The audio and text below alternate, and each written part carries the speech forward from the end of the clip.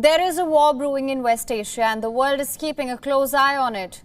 Both Hamas and Israel seem dead set on a path of destruction. In this climate, the world community will have to play peace broker.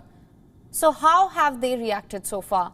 We start with Israel's top ally, the United States. President Biden spoke to Prime Minister Benjamin Netanyahu on Wednesday. He backed Israel's right to defend itself against Hamas's attacks.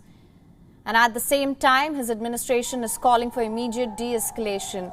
The State Department has also dispatched a special envoy to calm the tensions.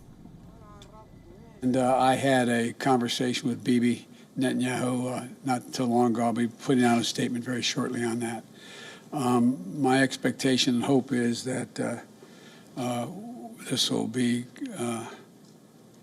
closing down sooner than later.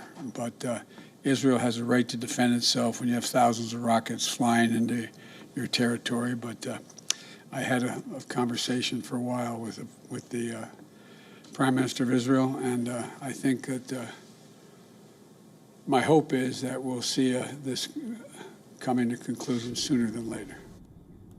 Russia, too, has urged de-escalation. Moscow wants Israel to stop its settlement expansion plans and reinstate status quo at Jerusalem's sacred sites. Foreign Minister Sergei Lavrov is proposing a meeting of the West Asian Quartet.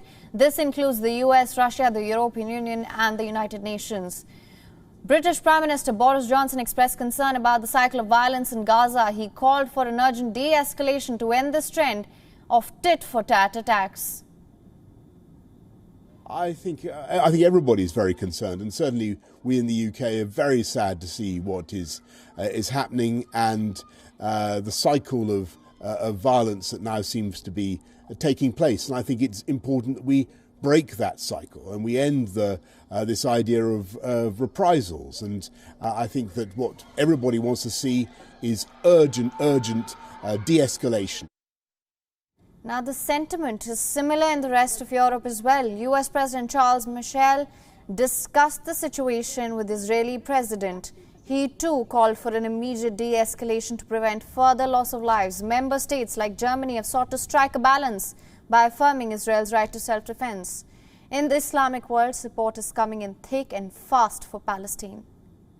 The OIC, or the Organization of Islamic Cooperation, condemned Israeli attacks. It also rejected the resettlement plans in the West Bank. Turkey has asked Muslim nations to take a firm stand. President Erdogan wants the global community to teach Israel a stern lesson. King Salman of Saudi Arabia too voiced his support for the Palestinian people. He was discussing the Israeli offensive with Pakistan's Prime Minister Imran Khan. Saudi rival Iran has asked Palestine to build up power to halt, quote-unquote, Israeli brutality.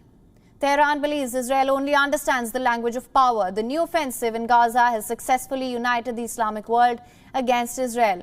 Now, some of the world agencies too have chimed in with reactions. United Nations Chief Antonio Guterres confirmed his willingness to engage the West Asian Quartet. He was speaking to Russian President Vladimir Putin. Meanwhile, the International Criminal Court is looking into possible war crimes in East Jerusalem, the West Bank and the Gaza Strip.